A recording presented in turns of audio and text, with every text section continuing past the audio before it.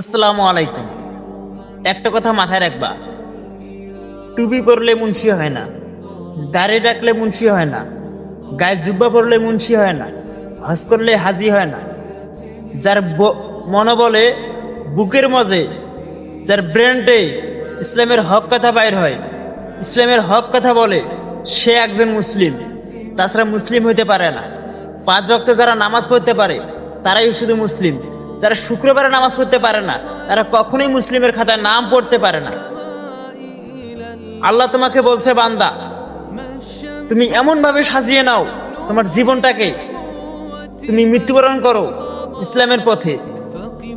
তা না করে তুমি কি করতেছো? দুনিয়ার রং তামাশায় ভুলে গিয়েছো।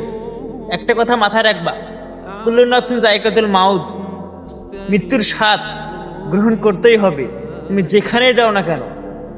কথাটা ব্রেন্ডে রাখ।